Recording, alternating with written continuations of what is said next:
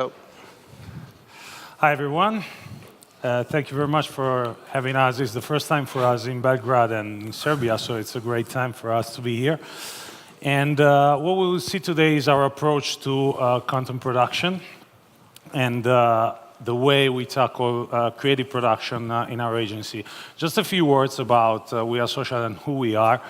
So me, Stefano, and Ottavio are the co-founders and CEOs of the Italian and Spanish office of We Are Social. And I will tell you a little bit more about who we are before going into the subject. So nice to meet you, first of all. We are a socially led creative agency, which is not just a definition, but it's actually who we are. So basically, we are a creative agency that is specialized in content production and creative production for the age of social. And when we say social, we don't mean just social media, but everything where people can connect to brands on different media. We were born social in 2008, where everybody was asking themselves, what should we do marketing-wise with social networks? But we evolved our service offering in the last 10 years of operating in We Are Social. We grew up a lot. We're more than 700 people across 13 offices today. And Milan is the biggest office on the network with about 180 people right now. So we had a lot of problems to manage at home. And this is a picture of our staff. We have different roles and people taking care of different aspects of what we do. We are a creative business, so the organization of We Are Social as an agency is basically a creative agency, but with a slightly different approach. We believe in people before platforms. It's important to state this, why your name is We Are Social. So we don't mean just social media, but we believe in social connections and social behavior of people to determine the creative ideas. We create ideas that are inspired by the understanding of social behavior. So that means all the creative part of the work we do starts from the understanding of what people is already telling us using social media, mainly. And we try to build up ideas that do 5 things, that bring people together, that can spark a conversation, sometimes that can drive action, change behaviors, and ultimately, when the ideas are really, really good, they can also have an impact on culture, which is a great thing and a great opportunity we have nowadays. In 4 words, ideas powered by people. And I'm giving you this context just to introduce you to what we will see later. This is the really good client list we have the opportunity and luck to work with. And you will see there's many different companies in many different sectors. We just wanted to start with the question. So what do we mean with the word social? Do we mean just social media? I already told you not. But social media are at the end of an evolution of the media scenario, and I'm probably telling something you already know, but it's important to put also the production bit in the context of what we're seeing today. So from the beginning of the previous century and then through the 20s and 50s, the first commercial content, the first advertising content spread on different media, but just a few media. And this is just a few examples of what we've been seeing in the evolution of the previous century, the first half of the previous century. The interesting bit is the growth of investments on these media was rising dramatically, way more than digital media at the beginning of its age, but then collapsed while at the beginning of the new millennium, digital disrupted the media scenario and started seeing a big change in investments. And this is pretty much the media environment we live in today. So we shifted from 3 media to, I don't know how many, probably potentially infinite media where we can produce and put and distribute content nowadays.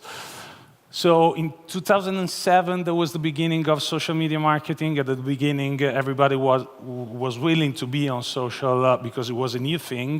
There was not a clear measurement framework of success. Everybody just wanted to be there and spotting the new big thing. In 2010, it was becoming just a competition between direct competitors. So I wanted to have more fans than my competitor brand. In 2013, there were all the others. So we started having a competition around engagement, reach, and some common to traditional media KPIs. And in 2016, some opportunities started growing. So we're talking about frequency, views, leads, downloads. Video is becoming predominant on social media. So we're seeing a real change in the media scenario. This is how media content distribution was looking like a few years ago. So just a few producers with a huge impact. Now, it's changing to a lot of different small producers of content, starting from single users to micro-influencers to any kind of content producer we can see in the digital scenario. And the interesting bit is today we don't have a centralized media consumption. We can consume content from pretty much everyone, and the total views and reach and exposure we get from single users and small content producers is comparable or even bigger than big media. So the context we're moving in is totally different.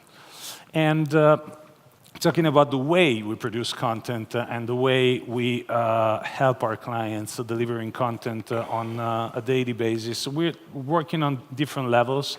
So we have a first level that is the ongoing editorial part with smaller productions, with using micro-targeting, retargeting, dark posts, and trying to get small niches and micro groups to deliver the messages we're working at. Then we have a premium editorial content with slightly bigger productions that are meant to have a bigger impact on prospect and custom audiences. And then we work on large-scale projects and tactical activities that are pretty much what in the past used to be the big advertising campaigns. But nowadays, it's not just about broadcasting a message, it's about providing something that people can interact with and can have a discussion or a conversation with the brand, or at least having something to share with them. So we get into our approach to content, and I leave the stage to my colleague Stefano. So in that network that you've seen before about so many content producers and so much content that reaches people every day, we started thinking, how do we get to people? How do we get people's attention? And found out through the experience that we had in several markets that the best thing that works is finding content that is relevant for a small group of people or for a, let's say, a definite group of people, and matching these interests with the brand interests. So it's not just about finding something that is niche and it's strange and it's talked about by people and say, okay, I can ride that thing, but it's finding a sweet spot between that and what the brand stands for and what are the values. So I'm going to show you an example of these. Is there any Juventus supporter in here? Forza Roma. He wouldn't be too happy about that, but one Juventus supporter there. Okay, at least we have some representation. Then this is for you. This is a campaign that we've done for Juventus, using a language and a concept that only people who knew Juventus very well did understand by then. We used that very niche characteristic and built a campaign on it. I'm going to show it to you. Mario, come stai? No good. Mario, ma hai fatto gol? No good. Ma Mario, vuoi andare a mangiare con me? No good. Mario Mandzukic, penalty area warrior, forward titan, brutal force on every ball, bold on and off the pitch. He is Mr. No Good. No good. That's why we created a special experiment to try and soften him up.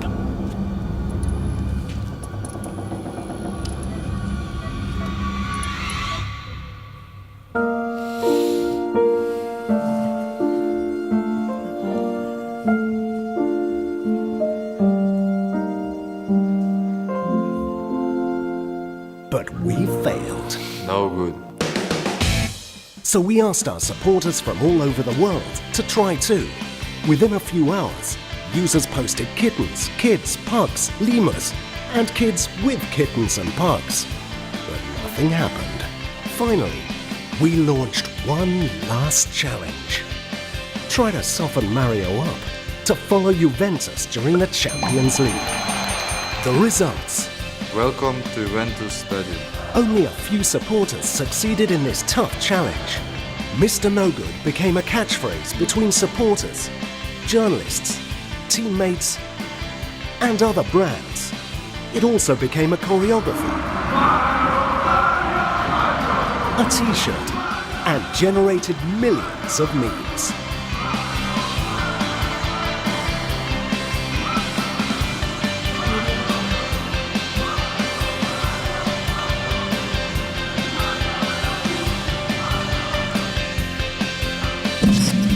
No good. So as you've seen, we started from something that only a few people that follow Juventus knew about, this no good attitude, and made it something that they could exchange with their friends and people and talk about, and it became something mainstream. It became something on clothes, something in the stadium, and this was all with the objective to drive attention to Juventus' digital and social environment, and ultimately to sell sign-ups for Juventus subscriptions, basically. And this logic can apply to very niche topics, but also can be applied to topics that are matching a lot of interest, because one single brand can talk to a group of people, but also can talk to many different groups of people that have something in common with that brand. One of the brands we work with is Netflix, and one example of this type of approach we had back in June for the Pride Day that was organized in Milan. The context around that was a pretty hard time in Italy by then, but of very hard discussion about the Pride, because there was the Ministry of Family who said that the only family could be made of a man and a woman, and everything else didn't exist for him. And so Netflix decided to stand by the community that believes in LGBTQI rights, and say, we believe that these families actually exist, and we need to tell it to everybody. And this is how these people interests that match the brand interests were made louder and clearer for everybody.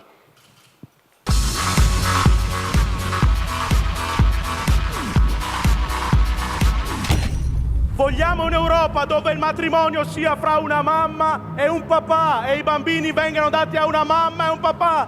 Le altre schifezze non le vogliamo neanche sentir nominare. La mamma si chiama mamma e il papà si chiama papà. In Italy, it's still hard to talk about the LGBTQI community, a community proudly featured in some of the most loved stories on Netflix. Il ministro Fontana sostiene che le famiglie arcobaleno non esistono.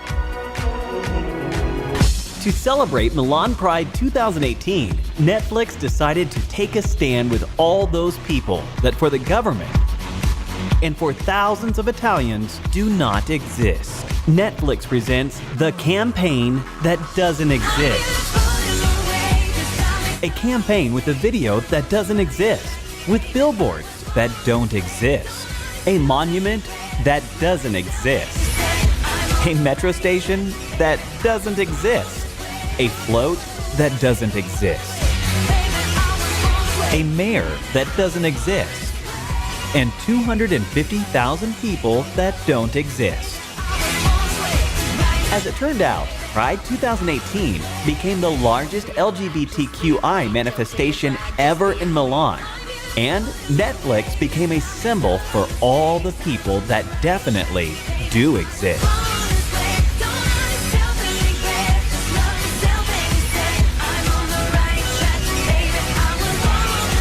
Oh, and by the way, our Rainbow Metro station won't exist for a long, long time.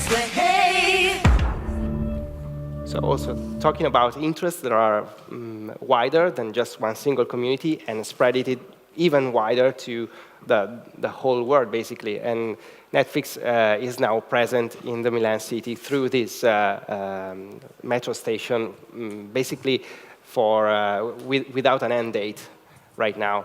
So talking about how we create content for this type of world, it must be said that we had to engineer a lot of different approaches that it's different than traditional advertising, basically.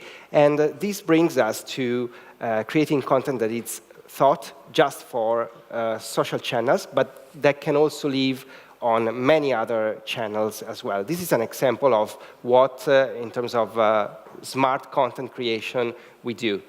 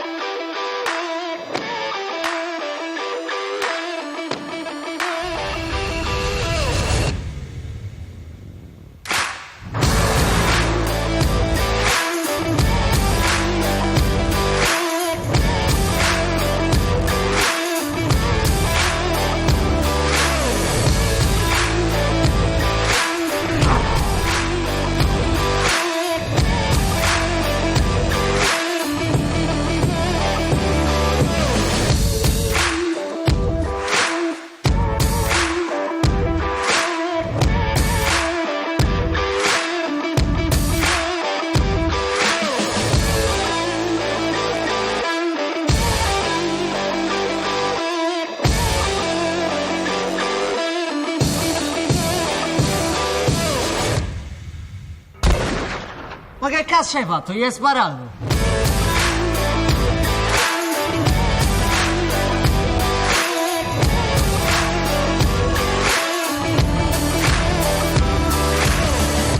Fatto?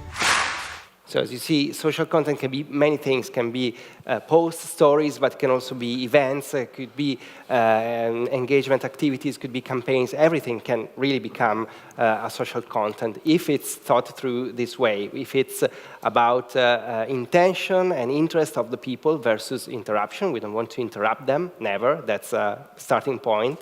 If it's about the content not felt as an advertising or as an advertising piece, but as a true content that people want to see, and also content that is relevant for the context that people are looking at. It's not content that is just valid without any type of context. Sorry.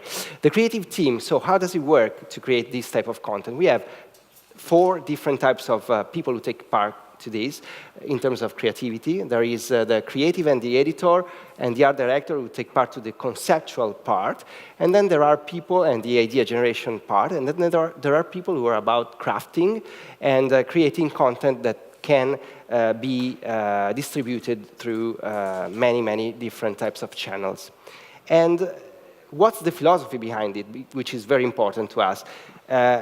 There's a video that sums it up very well. It's not by us, but it's by Casey Neistat.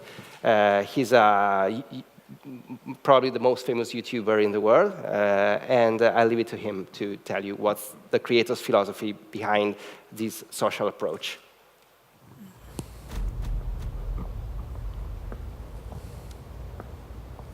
Allow me to introduce the rest of us.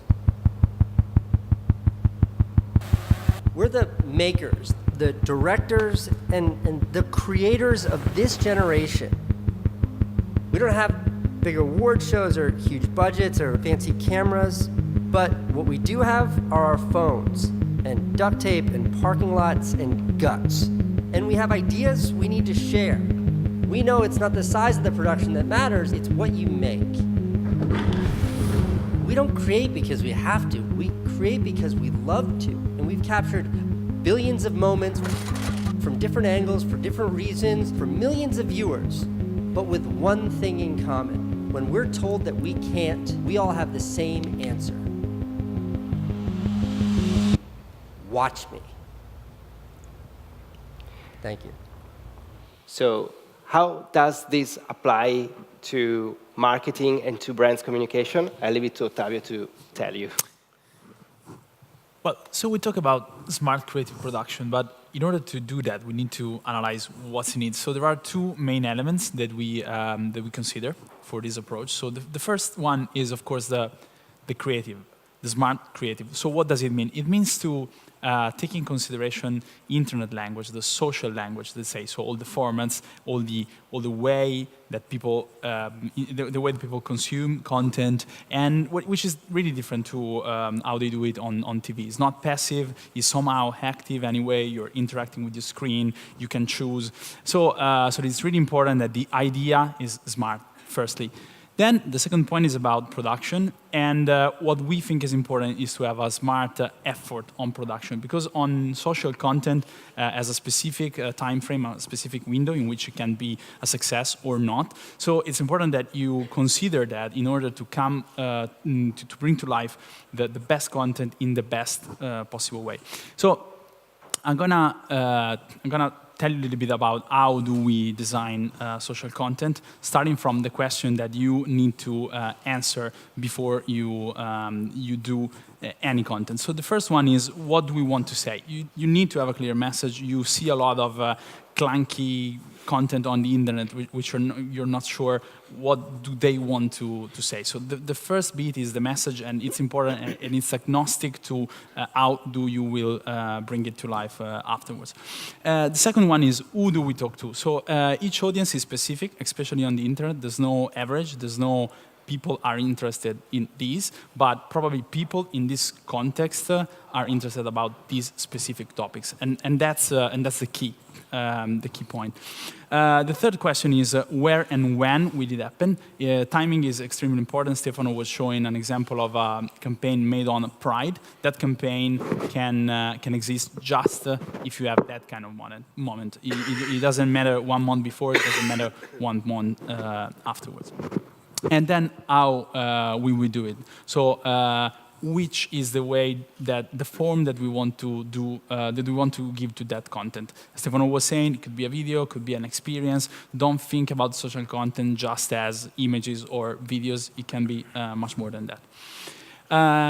And then, of course, remember, it's not just about posts. So it's not doing a good content strategy is not about fulfilling a content plan or a calendar. It's about answering to all of those questions and bringing them to life in a thing that is more like an editorial campaign rather than just a piece of content. So I'm going to show you a couple of examples. The first one is a campaign for IKEA. So IKEA does a lot of cool product for everyone, but then in the middle of everything that they do, you can find the thing that matters for you, the specific product that is solving a specific product for you. So they wanted to highlight their capability in organizing space in wardrobes. So we started from understanding the inside on the back of it. So what's the most annoying problem that people who have small spaces have when they need to organize their clothes? And especially when they're living with someone who has a lot of clothes, and it just has like a couple of pair of jeans and a jumper, but the partner, male or female, has tons of clothes. So 1, we solve 2, it this way. 29, 51. It's too many. I lost count. Nowadays, shopping is a real thing. Issue, disease. We buy more than ever. And the more we buy, the less space we have to store our clothes. Thousands of fashion victims suffer from this situation every day, but there is someone who suffers even more. IKEA presents Victims of Fashion Victims, a campaign designed to help all fashion and geek partners. Questo è per voi, che avete cominciato rinunciando a un cassetto e siete finiti a non averne manco uno. Voi, che non sapete più dove mettere le vostre 4 mutande in croce e le camicie buone, figuriamoci il resto. Voi che lottate ogni giorno per difendere il vostro spazio da stivali, stivaletti, tacchi a spillo, décolleté, ballerine. Voi che tra giacche e cravatte siete state derubate anche dell'ultima gruccia. Voi, vittime dei fashion victim, da oggi non siete più soli. Cause girl, I like you. we launched a free helpline from IKEA, a messenger service that allowed users to report the unfair situations they undergo and to receive support. Day by day, we shared solutions to make the most out of every space. Then, we involved several fashion bloggers. Oggi, finalmente. Well, nothing exactly. In realtà c'è il tuo nome. Ciao Francesca, questa scatola in realtà non è per te, ma per Gabriele. Che cos'è, scusa? Non avevo più un buco. Comunque per te. Mia madre ha la cabina armadio, io la cabina armadio non ce l'ho. Non ci credo, queste cose sono per te. Alla fine qualcuno pensa a me, mica come te.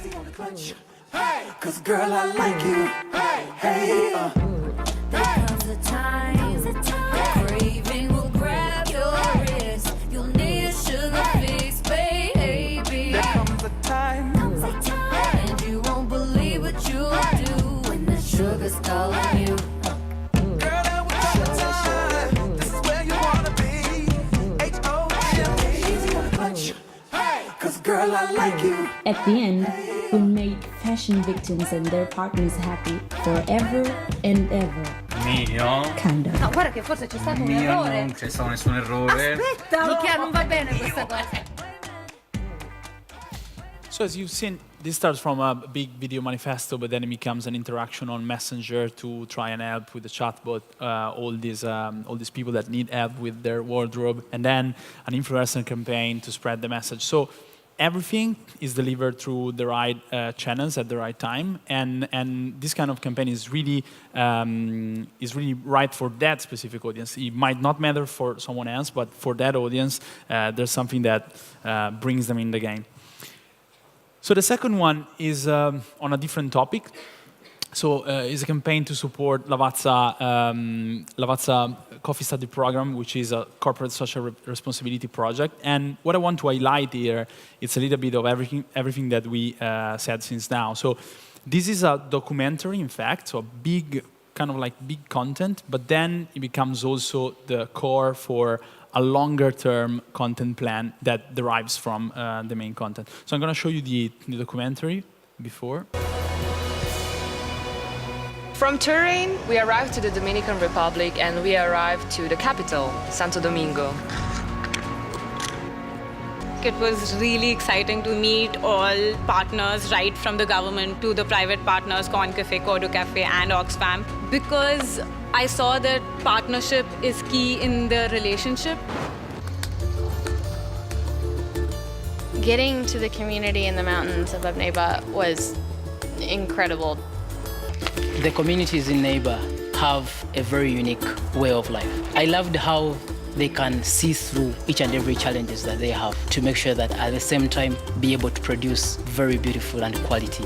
We're running a bit late, so I'm going to skip it, but I think you had an idea of the documentary, but the important bit is here. So what we did in this case was to distill this main big content through a lot of different formats and versions through different channels. So it became, the same topic became a series of stories through the eyes of 4 students. Then it became a series of content on different formats for Facebook and Instagram as well. And also we distilled different versions of the content through the website and YouTube. So it's really important also that in terms of length, of format, and of the way you use to show your content to people, you identify the best tool. Also, I think the approach that we use for Lavazza, it's a lot aligned with this. So again, Casey Neistat said, you don't need some big expensive camera rig that never works. All you need is your phone and a good idea. Of course, it's a provocation, but it is true that you have some good content idea, then you are, it's easier to bring them to life in different formats and way, and they will be relevant in the span of time that they have to capture the audience, despite the equipment that you use for actually making them. Another campaign I want to show you, this is an example of how content might not be necessarily, as I was saying, a video, but our event. event. This was for launching the third series of Narcos, which is I don't know if you know the series, but this series was about not Pablo Escobar, which was the main character of the first two, but it was about the Cali cartel. Main difference with Pablo is that they are really, they wear fashion clothes and they're more glamorous. So we wanted to launch the series highlighting that characteristic of these new characters. Cali bonita, eres un Edén de vallas hermosos y lindas mujeres que siempre soñé. Claro tu cielo, lindo amanecer, tu campo florido lleno de riquezas me ha visto crecer.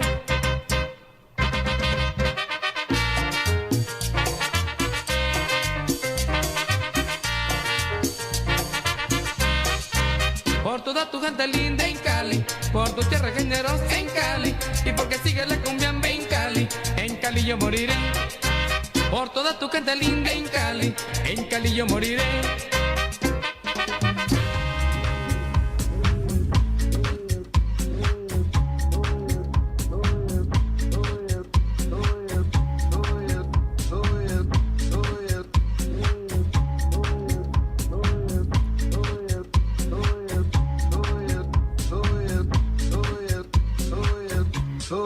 Fuego que arde tu piel, soy el agua que mata tu sed, el castillo, la torre, yo soy la espada que guarda el caudal, tú el aire que respiro yo y la luz de la luna en el mar. Sarà che sto guardando troppo Narcos, ma mi è arrivato in radio un pacco. Cali. Il brand si chiama Cali, quindi tutti i modelli sfileranno con abiti ispirati alla terza stagione di Narcos.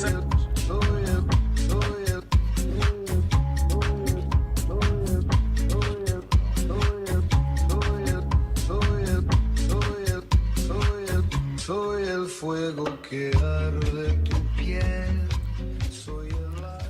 Our lawyers told us to specify cocaine was fake in the Sugar. study. It was sugar. Other ways in which we can produce smart social content is to play a little bit with formats. These are games produced through story mechanism on Instagram. In the first one, you need to basically grab the right image and post it. And on the second one, it was a live, and the cat was passing through the buttons, and you would have received comments based on the button that the cat would have pushed. And this last campaign is a game experience made for teenagers for promoting a show that is called Big Mouth, which is a little bit embarrassing to explain, but is about teenagers and their first experiences with sex and masturbation. So we thought the best way to promote that show was to create the world first masturbation championship through a messenger playable app. So the video speak for me.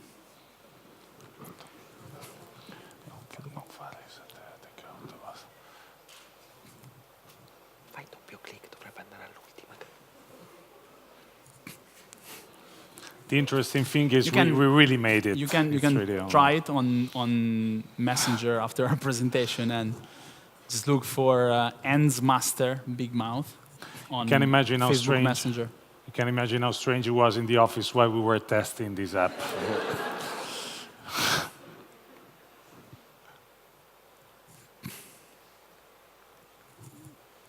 This is an entire session. It ends with some tips for your first sex experiences. Yeah, this is the scoring. And so, thank you.